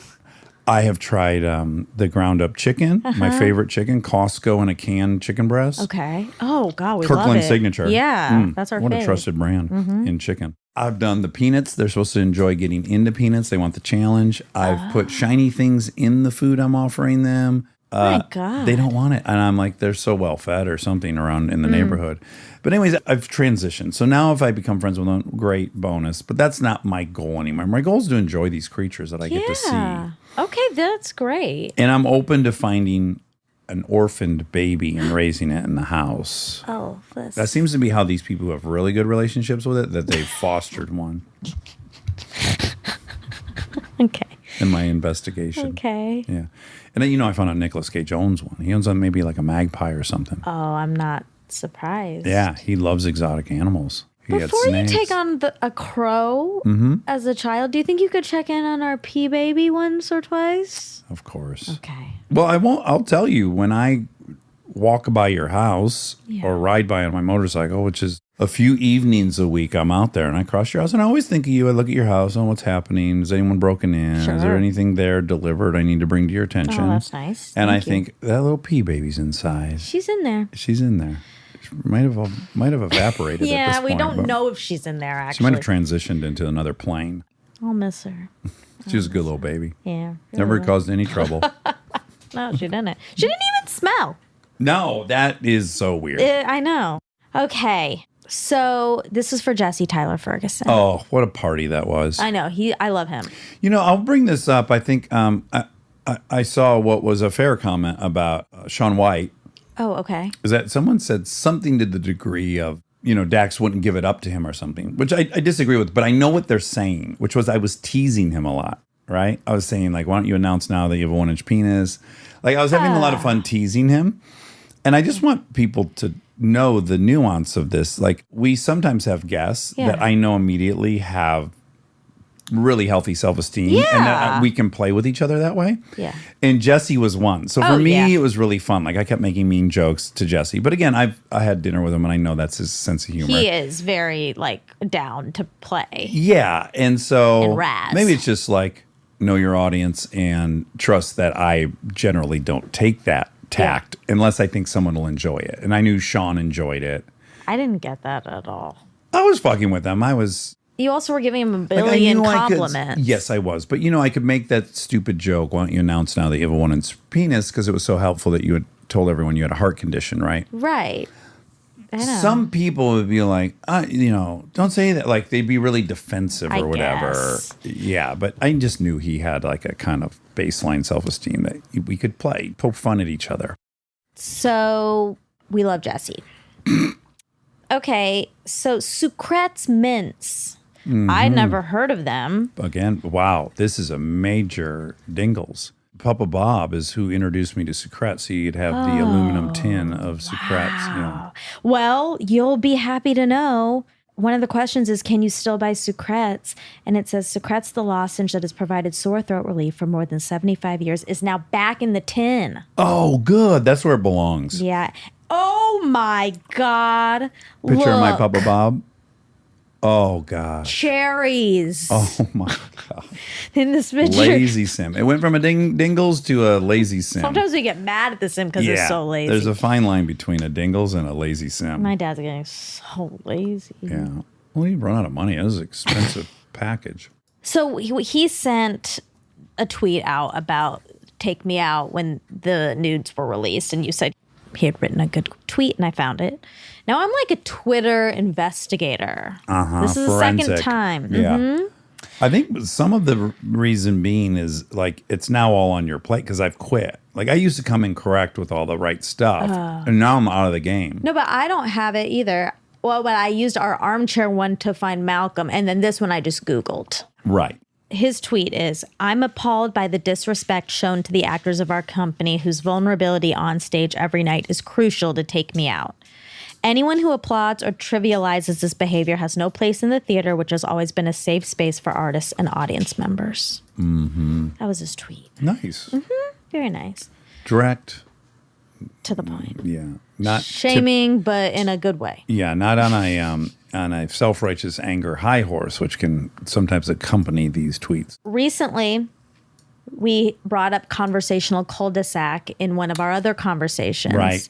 And it originated in this conversation. Oh, that's where it comes And from. it's Julie Bowen. Julie Bowen said it. Jay Bowen. She has a podcast called Quitters. Okay. And she does it with our friend Chad Sanders. Oh. And guess who right. produces Rachel it? produces it. And Wobby Wob. That's right. Wobby Wob's My involved. company. Yes, your company. Why is that a distinction you want to make? Because you think people will think you're spreading yourself too thin? Yeah, because I don't do much. You own a company that produces. And Very successful company. And let me Yeah. add, if you are in the market to do a podcast, you look no further. You couldn't choose a better person than Robbie and his company. What's the name of your company, Wobby Wob? It's called Rabbit Grin Productions. What is it? Rabbit Grin.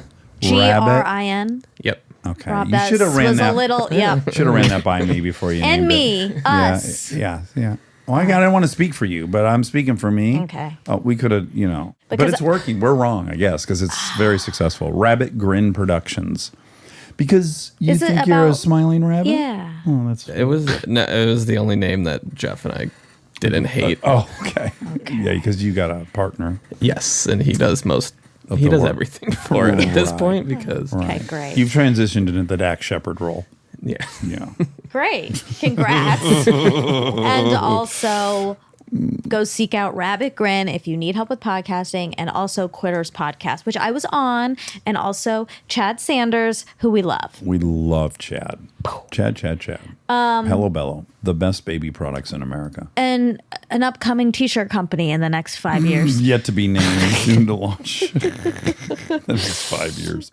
And Ted Seeger's a beer you can't buy or No, have. I'm actually, I told you this, right? Maybe a t-shirt company. Yeah. And I've talked to a person in the biz, and he's really good at what he does. And I was talking to him about this, and he basically was like, hold your horses a little bit. Uh-huh. And Yeah. he's like, you need to like learn about this a little more. Yeah, cool. That's a good. And at first I was like, oh man, but I just like want to start this business. Yeah, you know? yeah. And then I, You're an idea man. You just want to.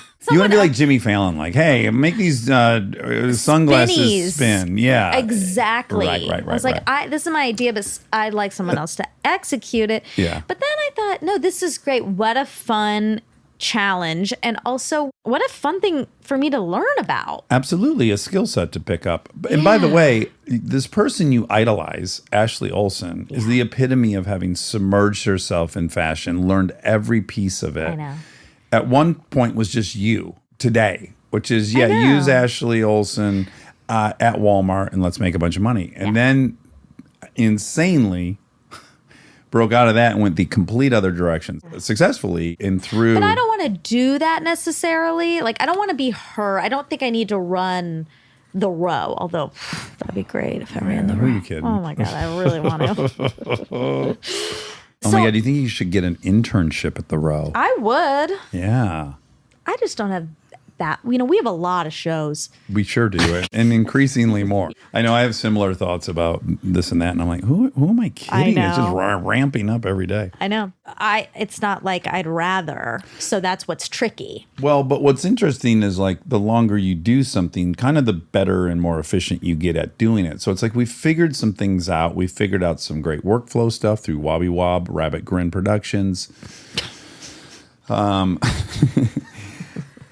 That then it opens the door to a little more. Even you figured out how to do, like I said, I want to do Armchair Anonymous every Friday. And then the way that I probably pitched would have been untenable, Right. right? To pepper it in an already busy work week. You had a great plan of how to produce enough content. And, Yeah. you figure out how to do stuff better. course. And then your next thought is like, okay, great, I have space now to do I know. more. I know. You're not like, oh, great, I figured out space to have a life. You're like, I figured out, Now at we least that's how I feel. Like, oh, I have a hole for more stuff. 100%. Yes, which is funny. The heart of a champion. What are you going to do? Yeah, winner's heart. Whatever. Well, I think it's bad and it's good that we all want to do more. Okay. So was John Wilkes Booth the Brad Pitt of his day? There's some talk about this on Reddit. Like how big of an actor You know was how he? to go on Reddit? No. I Okay. Google and sometimes Reddit pops up. Okay, because I've tried and I really can't figure it out. It's not a place I want to like be on a Seems lot. scary. But somebody said, in terms of fame, we could call him Casey Affleck. He was well known, but his brother Edwin Booth was way more famous. Sorry, Casey. Way more famous. Famous, but not Brad Pitt. The brother was Brad Pitt. Correct. Okay. That's what this is saying, but this is Reddit. It's also hard to imagine what famous meant back then without celebrity tabloids, without magazines, without movie theaters and everything where you could have consumed him. I mean, you would have had to have been in the city where he performed. But I think in the Broadway world, in the live theater world, he was like huge. Big deal. Yeah. Maybe Marlon Brando pre-movies. Whoa. Maybe I'm going to change my assessment. Okay. That's all my facts. Oh, okay. There weren't all that many. Wait, I was going to say one more thing. On Monday, I saw Zazie. In real life? No. Yeah, but it didn't go well. I was at Covell.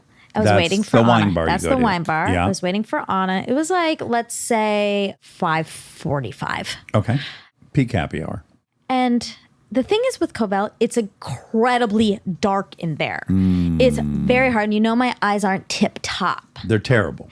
Okay. Yeah. That's one way to put it. So when people enter, also just because it's dark and the back, like it's bright outside and then really dark, all you can really see is a silhouette. So then Anna comes and then I look up and this other person is coming and I'm like, that kind of looks like Zazie, but it's probably not her. She's a New Yorker and you're being racist. Yes. I was like, I'm definitely being racist. But then I kind of, and she came and she sat close enough to me, but far enough too. Yeah. She was with some other people, an Indian girl. Oh, Of all That's people. helpful That she knows who Indian people that are. she hangs with Indians. Yeah. So I'm kind of talking to Anna, but I'm a little fixated on this. I'm like, is it her? Because she's wearing like a really cool outfit. Oh, well, that's a good clue. Exactly. Yeah. And so I looked at Anna. I was like, do you know Zazie Beetz? And she said, no. No, but I know Zazie Beetz. Is she here? How many people? You had to ask in layman terms. Exactly. Yes, I know. And she That's said, like I'll say Neanderthal if I'm. Yes. Yes. Okay. You dumb yourself down for people. That's really Also, what I it is. forgot it was Zazie. Sure. Okay, that's happening Okay. too. So maybe it all worked out. Yeah.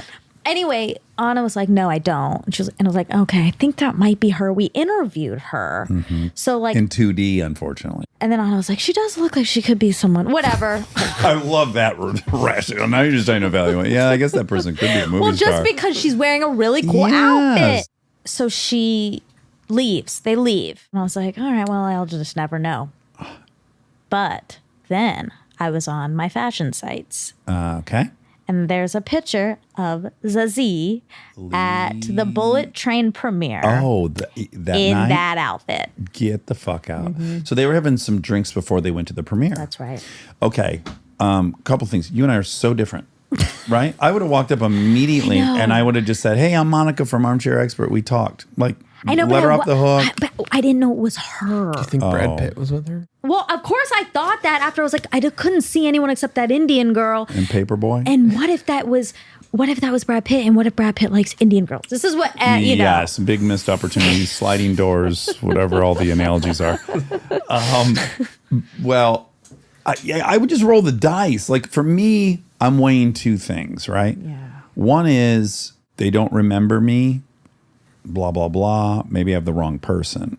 Versus I could have chatted with this person I wanted to chat with and I missed the opportunity. To me, that's the scariest outcome. Oh, really? Yes. Not for me. I know. That's what I was saying. We're so different. Yeah, because what would have happened is, I mean, I wish I had been 100% that it was her. I would have been If like, you were certain of it, do you think that would have changed? yes, I would. I You would would have have. gone Okay. over and just been like, "Hey, Monica from Armchair Expert, so good to see you." Like, Yeah. whatever. But then I would have gone back and sat with Anna, and I wouldn't have liked that feeling. That is always weird. It's a proximity thing. You don't want to do if it's the table next to you. 'Cause was now the too- whole night is like, well, should we just join tables? Because now we're going to listen to each other. But if there's a few tables, you're good to go. Similarly, I'm not on fashion sites, but I follow her. So I saw her story and I saw the outfit because I saw she had a funny post about, she just wrote Brad because he's there. Of course, when he's there, it's just, this is Bradley Cooper's story. All you hear is Brad. Absolutely. He was Just wearing to quite an remind outfit. people. What was it this time? Another dress or something? He's out there. He's doing something. Oh, he's making a move. Maybe he's going to play a fashion designer in a movie or something. He's just trying to prime the pump. He also did a roundhouse kick. Oh, he did. I think something's going on. Okay, great. Well, because the roundhouse kick was a little on the red carpet. I did that in sobriety just to remind you. Yeah, but I was in a you're- gi. You're I was you. a comedian. You yeah. do funny He stuff does and crazy cool. stuff. Yeah, we have different lanes. He's like, doesn't do much. right. Yeah, he's rightly so. He shows up. He says, "Look at this shit," and that's what we want. Oh my God. Oh, I had no idea he did a roundhouse. This is incredible. Is it going to be a video no. or a Well, photo? This is on Fox News. That's a bummer. But okay. I Lucky saw he didn't it fall on- down. Let's see. Brad Pitt brings out dance moves. So they've labeled it as a dance Okay, move. what I saw, maybe he did more moves, but what I saw was the kick. Is there a video? It is a video, which I think it's just the damn trailer for the the film. Okay, so it looks like he's doing the Running Man. and Oh, I then- missed that.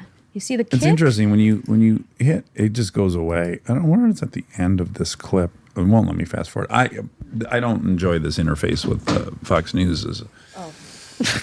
Oh, this one's on Vogue. Okay, what's it say? Did I call it a dance move or a roundhouse kick? Brad Pitt's latest red carpet look breaks all the rules. So he's wearing like a bright outfit. I like it though. Sure. The movie's really stylized. I think all these things have to be nods to the movie. I do wish someone would have told him to wrinkle release. I bet that's part of it. I bet you in 6 months, everyone will have Actually, wrinkles. you're right. Yeah. That'd be great for me. I have so many wrinkles. I wouldn't dare guess that I know where Styles headed better than the team that's dressing Brad Pitt. Well, Like if I unless see he's- it, I'm just going to take it as fact that I will probably be in a dress in 6 months. That's what I thought when I saw it. I was like, I actually thought, oh boy, I'm going to be in a dress in 6 months. To be honest, I think I'd prefer to wear a dress than a skirt. I think he was wearing wore a a skirt. skirt, He wore a yeah. skirt. I think I'd rather go full dress because that to me is more coveralls. Coveralls, do a twirl. I like one piece. And then but definitely if it was like a strap version, I could show off my shoulders and stuff. Sure, sure. And then have the dress on underneath. Then when I rode my motorcycle, my shirt wouldn't blow up in back, exposing my lower back. It could work for me. A dress could, but a skirt, I don't know. A dress would be hard on the motorcycle though because Well, you it'd need air a out lot my of junk. I think I would love that. Yeah, but you'd be restricted. Well, I think you'd be dead free. You'd be worried about the dress getting sucked up into the chain or the wheels. Well, what kind of dress are you talking about? Loose? It's got to be loose enough I can throw my legs over the tank. That's what I'm talking Yeah, about. Yeah, it's got to be one of those poodle skirts or whatever. I don't know the Prom name. dress. A prom dress. Yeah, no, Poodle but with your shoulders out. Oh my gosh. Yeah, okay. Wow. Okay, anyway, so That was Ezzy. that was Zizi. I mean, I did, of course, get self-conscious when they left because I was like, oh no, she probably thinks like I'm a fan that's been like looking at her and she feels uncomfortable. And so she had to leave. But no, she had a premiere to go to. Yeah. Yeah. Well, all right. Well, I love you. Love you. And I hope you'll join me outside for the Crow Show and the arrival of the motorhome. Oh my gosh, I There's a will. lot going on out there.